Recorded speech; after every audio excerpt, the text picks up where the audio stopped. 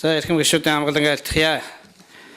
За төсвийн байнгын орооноос үндэсний аудитын газар ажлын хэсгийг миний вяхалж ажлын хэсгийн бүрэлдэхүүнд амар заяа тэмүүлэн нарын гишүүд орж үндэсний аудитын газарт 2 удаа ажилласан.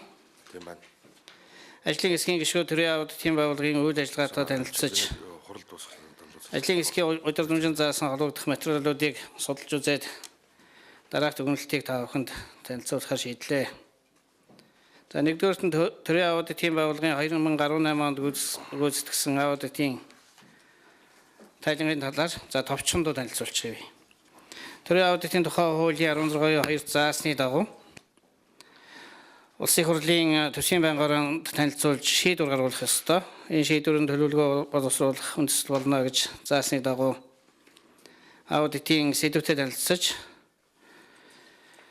байнгын орооноос шийдвэр гаргасан байна. За төсвийн байнгын орооноос төрийн аудитын байгууллагыг 2018 онд нийт 38 аудит хийж гүйцэтгэх сэдв баталж өгсөн боловч өмнөх оноос 1 аудитыг шилжүүлж төлөвлөгөөнд тусгагдаагүй 5 аудитыг нэмж хийж нийт 44 аудит хийсэн байна. За энэ 38 аудит гэдэг бол хуулийн дагуу хийгдсэн 38 аудит.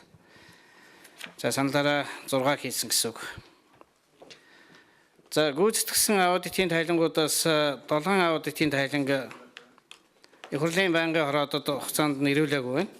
За үүнд бол шилэн дансны тухай хуулийн хэрэгжилт, улсын төсвийн хөрөнгө оруулалтаар баригдаж дуусаагүй барилгуудад хийсэн аудит, оюу толгой далдуурхайн бүтээн байгуулалтын төлөвлөгөө дубаан гэрээ, орон нутгийн хөгжлийн сан, сум хөгжүүлэх сангийн хөрөнгийн зарцуулалт үр дүн, 2018 оны төсвийн тухай хуулийн хэрэгжилтийн явц, Эрдэнэс Монгол ХХК, Эрдэнэс 57 хувьцаат компани санхүүгийн болон үйл ажиллагааны үр дүн хувьцааны хуваарлалт ноогдол ашиг олголт дээр хийсэн аудит, төрийн сангийн үйл ажиллагааны тогтолцоо үр дүн зэрэг аудитын тайланг хугацаанд нь ирүүлээгүй байна. Ажлын хэсгээс дээрх 7 аудитын тайланг үндэсний аудитын газар зохиц журмын дагуу хянан баталгаажуулж шаардлагатай гэж үзвэл аудитын тайланг холбогдох хууль тогтоомжийн заасны дагуу зарим аудитыг нууцын журмаар их хурлд ирүүлэх зүйтэй гэж үзлээ. За төрийн аудитын тухай хуулийн 16-гийн 3 зааснаар Улсын хурлын гишүүдийн саналаар 2018 онд хийж гүйцэтгэсэн аудитын тайланг холбогдох байнгын ороо болон Улсын хурлын гишүүдэд хөргүүлсэн байгаа. Төрийн аудитын байгууллагын 2018 онд хийж гүйцэтгэсэн аудитын тайлангуудаас байнгын ороогоор хилцээгүй дараах аудитын тайланг холбогдох байнгын ороонд хилцүүлэх зүйтэй гэж үзлээ. За цаашлаад Улсын хурлын хаврын хэлж чуулганы хугацаанд багтаан хилцүүлэх зүйтэй гэж үзсэн. Үүнд эдийн засгийн байнгын орооны уралдаанаар тоосог төрийн өмч төлөвлөрийн газрын үйл ажиллагааг Эрдэнэ төлөвлөрийн үйл ажиллагаанд хийсэн аудитын тайлангийн зөвлөмжийн хэрэгжилтэнд хийсэн давтан аудит, газрын тосны салбарт 2016 оны өртөг нөхөхтэй сардалд баталгаажуулалт хийх, хөгжлийн бодлого төлөвлөлтийн тухай хуулийн хэрэгжилтийн үр дүн, орон сууцны санхүүжилтийн урт хугацааны тогтвортой тогтолцоог бий болгох мөрийн хөтөлбөрийн хүрээнд болгосон санхүүжилт болон хэрэгжилт, иргэний эсгийн ерөнхий газрын 2016-2017 оны үйл ажиллагааны үр дүн, Монголын иргэний агаарын тээвэр хувьцаат компани 2016-17 оны үйл ажиллагааны үр дүнгийн аудитын тайланг хэлэлцэх. За төрийн байгуулалтын байнгын ороогоор үндэсний олон нийтийн радио телевизийн 2017 оны үйл ажиллагааны үр дүнгийн аудитын тайланг хэлэлцэх. За төсвийн байнгын ороогоор татварын хөнгөлөлт чөлөөлтийн бодлого төвний хэрэгжилт үр дүн, нэмэгдсэн өртгийн албан татварын буцаан холбоолтын хэрэгжилт үр дүн, засгийн газрын бond төвний худалдаа авал зарцуулсан хүү төлбөрийн талаар, за СЭМ-ийн үйл ажиллагааны хэрэгжилт үр дүн, за концессийн тухай хуулиар төрийн өмчийн концессийн зөвлөлийн жагсаалтанд батлагдсан арга хэмжээний хэрэгжилт үр дүнгийн аудитын тайланг хэлэлцэх гэсэн ийм чиглэл бол өгж байгаа. За энэ сэдвүүд дотор гишүүдийн саналаар орсон сэдвүүд бас нэлээдгүй байгаа гэдгийг хэлье.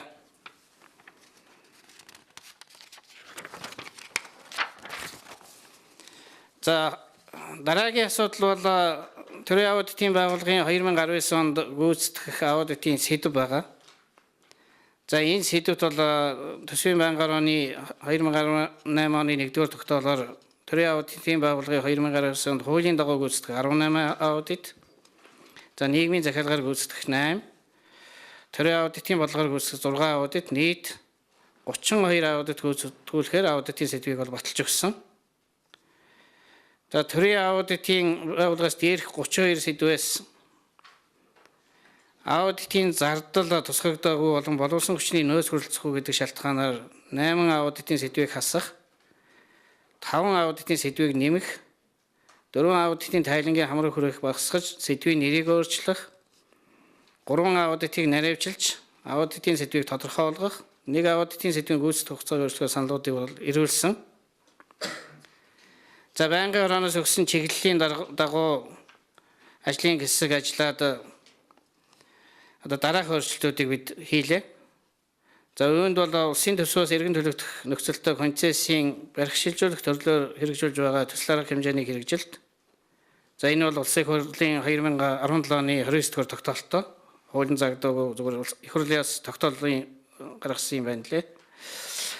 Газрын тосны салбарт 2018 онд бүтээгдэхүүн хуваах гэрээгээр үйл ажиллагаа явуулсан гэрээлэгчийн нийт хөрөнгө оруулалт, өртөг нөхсөн болон нөхөх зардлын хэмжээ, газрын тосны экспорт борлуулалтын орлогын тооцоо хуваарлалт, оюу толгой төсөлд оруулсан хөрөнгө оруулалт, санхүүжилтийн зарцуулалт, түүний төслийн өрөөгөөжид нөлөөлөл үзүүлэх зэрэг аудитын сэдвийг нэмж тусгаад байгаа. Энэ сэдвүүдийг бол одоо үндэсний аудитын газрыг өөрснийхөө одоо боловсон хүчин нөөц болцоогоо ашиглаж хийх зүйтэй маа гэсэн ажлын хэсгийн ийм дүгнэлт гарсан.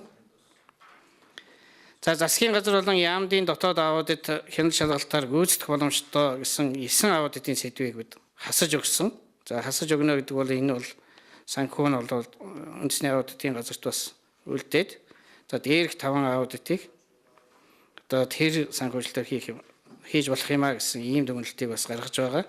За энд бол өмнөх жилүүдэд хийсэн аудитын мөрөөр хийсэн ажлын үр дүнд давтаа аудит хийх гэдгийг бид энэ сэдвээсэн хасж байгаа. За мэргэжлийн боловсролын байгууллагын үйл ажиллагаа үр дүн, эмийн эргэлтийн сангийн үйл ажиллагаа үр дүн, Монголын цахилгаан холбоо төрөөмж төвцөлт компани үйл ажиллагааны үр дүн, төрөөс иргэдэд олгож байгаа нийгмийн халамж үйлчлэгээний өнөөгийн байдал үр дүн, хүнсний аюулгүй байдлыг хангах өнөөгийн тогтолцоо хэрэгжилт үр дүн, хадгалан зээлийн оршооны өрөв харагдуулалтын байдал, төмөр замыг хөгжүүлэх хөтөлбөрийн хэрэгжилт түүний үр дүн, гадаадын анчтаар анаагнуулсан анамтны агнуурын нөөц ашигласны төлбөр ногдуулалт барагдуулалтын байдал гэсэн сэдвүүдийг бид хасж байгаа. Яг тэгэхээр ухаан салбар яамд нь бол дотоод аудиттай байдаг. Тэр аудитороо шаардлагатай гэж үзвэл эдгээр аудитыг хийлгэх боломжтой маа гэж үзэж байгаа. За төрийн аудитын байгууллагын холбогдох хууль тогтоомжийн дагуу гүйцэтгэхээр заасан доорх 8 аудитын сэдвийг нэмж тусгаж байгаа энэ зүгээр хуультай. За үүнд бол гүйцэтгэх ажиллагаанд зориулсан хөрөнгийн зарцуулалтыг одоо нэмж аудит хийн. Сая бол бид төсвийн байнгын орон дээр 5 хүний орон тоог бол нэмж өгсөн. Засгийн газрын өрийн удирдлагын 2016 оноос 2018 оны стратегийн бичиг баримтын бичгийн хэрэгжилт үр дүн. За ингээд улсын хурлын сонгуулийн 42-р тойрогт явагдах улсын хурлын гишүүний нөхөн сонголттой холбоотойгоор энэ бол сонгуулийн явдлын дагуу хийгдэх аудитууд байгаа. За дээр нь бол өмнөх оноос шилжиж ирсэн аудит гэсэн бүлэгт бол хөгжлийн банкны үйл ажиллагаа, зээл олголтын үр дүн, иргэн төлөлтийн байдал гэсэн сэдвүүдийг бол нэмж байгаа. Яг тэгэхээр хөгжлийн банкнд хийж байгаа энэ аудит бол 2018 онд аудит хийж дуусаагүй. 2019 онд гүйцэтгүүлэхээр орж ирж байгаа. Ийм зүйл байгаа. Зүгээр төрийн аудитын байгууллагын хувьд бол ажлын хэсгийнхэн ажиллаж байх явцад энэ гэрээд аудитор мэргэжлийн байгууллага шинжээш ажиллуулахдаа гүйцэтгэгч байгууллагын саналын үндэслэн аудитын зардлыг тооцож байгааг энэ ажлын тооцоол одоо норматив стандартыг хангуулж өгөх тал дээр цаашдаа бас анхаарал шалгах зүйтэй юм гэсэн ийм нэг санал бас байна. За 3-р төрийн аудитын байгууллагын 2020 оны сэдэв батлах байнгын хорооны тогтоол гарах ёстой. За энэ 2020 оны сэдвийг бид хуулийн хүрээнд хийгдэх 31 аудит байгаа. За хуулийн хүрээнд хийгдэх 31 аудитын сэдвийг эхний ээлжинд бол бид баталж өгье. За гишүүдээс гаргасан гишүүдийн саналаар одоо нэмэлт аудит хийх зүйл байвал энэ бол гишүүд өөрснөө саналаа гаргах бас боломжтой маа гэсэн ийм чиглэлийг бол барьж байгаа. За төрийн аудитын үндэсний аудитын газар ажлын хэсэг 2 удаа ажилтан албан хаагчтай уулзаад тулгамж байгаа асуудлуудыг нэлээд одоо ярилцсан. Их хурлын харьяаны байгууллага энэ байгууллагыг цаашдаа бол нэлээд бас анхаарч ажиллаж мэргэжлийн арга зүй боловсон хүчин нийгмийн баталгааг хангах тал дээр бас манай төсвийн байнгаараа улсын их хурл бас анхаарлаа хандуулж ажиллах зүйтэй байсан ийм чиглэлтэй байгаа. За өнөөдрийн байдлаар 389 албан хаагч хуулиар хүлээсэн чиг үүргийн хүрээнд 3 төрлийн аудит хийж байна. Санхүүгийн гүйцэтгэлийн нийслэлийн гэсэн 3 аудитыг хийж байна. За төрийн аудитын байгууллагын дээрх 3 аудитын хүрээнд илрүүлсэн аудитын зөрчилтэй холбогдуулан акт албан шаардлага зөвлөмж хургуулж 2017 онд 4 тэрбум 222 сая 900 мянган төгрөгийг 2018 онд 29 тэрбум 847 сая 900 мянган төгрөгийг тус улсын төсөвт төвлөрүүлсэн. За урсгал зардлын задаргаа баталж өгсөн төсвийн талаар бол 19 онд нийт зардлын хэмжээг 15 тэрбум 537 сая 700 мянган төгрөг. Үүнээс урсгал зардалтай 14 тэрбум 37 сая 700 мянган төгрөг. Хөрөнгийн зардалтай 1.5 тэрбум төгрөгийг улсын хурлаас баталсан. За энд бол урсгал зардал бол ойлгомжтой. Хөрөнгийн зардлын хувьд бол 8 ширхэг машин, за компьютер гэх зүйлүүдийг шинжилэн солилсон ийм байдалтай байна. За тэгээд төрийн аудитын байгууллагад тулгамдж байгаа асуудлаар тус байгууллагын удирдлага албан хаагчдаас дараах зүйлүүдийг бас одоо бидэнд шийдэж өгөөч гэсэн ийм саналыг тавиад байгаа. За ажлын ачаал их аудиторуудын ажлын ачаал өнөөдөр нийгэмд эдийн засгийн өргөн хүрээтэй аудит хийхэд ур чадвар дутагдах, цаашлаад аудиторуудыг мэрэгшүүлэх, аудитын чанарт нөлөөлөх эрсдэлтэй тул одоо мэрэгчлэлтэй боловсон хүчний тоог нэмэгдүүлэх тал дээр санал хэлж байсан. За төрийн аудитын байгууллагын хараа тусаар ажиллах ёстой. Тийм учраас одоо төрийн аудитын байгууллагын байр бол хувийн харуул хамгаалттай байдаг юм байна. Үндэсний аудитын газрын байрыг төрийн тусгаалтай хамгаалалт авах.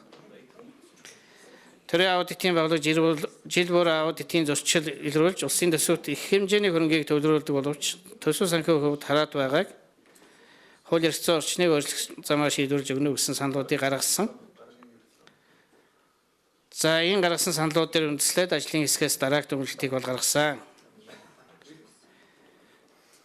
За нийгмийн эдийн засгийн бүхий салбарыг хамарсан өргөн хүрээтэй аудит хийж байгаа аудиторуудыг мэрэгшүүлэх, ур чадварыг дээшлүүлэх, мэрэгжлийн ур чадвартай үйлдсэн цалинглалс урамшуулал, нийгмийн хамгааллын тогтолцоог бүрдүүлж цалинган зохис журмын дагуу нэмэгдүүлэх зүйтэй юмаа гэсэн ийм нэг дүгнэлт гаргаад байгаа. Хоёрдугаарт нь төрийн аудитын байгууллагын хууль эрх зүйн орчныг боловсронгуй болгож сайжруулах чиглэлээр төрийн аудитын талаар төрөөс баримтлах бодлогын баримт бичгийг баталж холбогдох хууль тогтоомжинд өөрчлөлт оруулах, төрийн аудитын байгууллагаас гаргасан дүгнэлт зөвлөмж акт албан шаардлагыг хэрэгжүүлэх хууль эрх зүйн орчны тогтолцоог бүрдүүлэх зүйтэй гэж үзлээ. За 3-дугаарт нь аудиторуудын ажлын ачаалал харьцангуй өндөр байгаа аудитын чанарт нөлөөлөх эрсдэлтэй тул олон улсын арга зүй стандартыг нэвтрүүлэх замаар төрийн аудитыг чанартай өр нөлөөтэй хэрэгжүүлэх шаардлагатай арга зүйг шинжилэн боловсруулах, за дэвшилтэд технологи, ялангуяа энэ цахимтай холбоотой одоо ийм тогтолцоог бий болгоход анхаарах зүйтэй гэж үзэж байгаа. Ер нь ажлын ачаалал бууруулахын тулд ялангуяа энэ интернет орчныг ашиглаж ажиллах зүйтэй маа гэж үзэж байгаа. За 4-дугаарт нь төрийн аудитын байгууллагад үндэсний болон хүн амын аюулгүй байдлыг хангах нийгмийн хэв журмыг дээдлэх үүднээс энэ засгийн газрын 4-р байрыг хувийн хамгаалтанд биш төрийн тусгай хамгаалтанд байх шаардлагатай гэсэн ийм саналыг бол шийдэх зүйтэй юм а гэж ингэж үзлээ. За хууль тогтоомжийн тухай хуулийн 39-ийн 1-т хууль санаачлаг санаачилж байгаа хууль тогтоомжийн төсөлтөд түүнийг хэрэгжүүлэх хяналт тавих үүрэг бүхий холбогдох бусад болгох санал авна гэж заасан байгааг цааш нь анхаарах. За 6-д нь тухайн жилийн гүйцэтгэх аудитын сэдвүүд тусгагдсан томоохон төслийн хөтөлбөрт аудит хийхдээ үндэсний аудитын газрын төрийн аудитын төрөлжсөн болон орон нутагт дахь салбар байгууллагаас аудиторуудтай хамтран ажиллах нөхцөлийг бүрдүүлэх нь зүйтэй гэж үзлээ. За анхаарал тавьсан эрхэм гишүүдэд баярлалаа.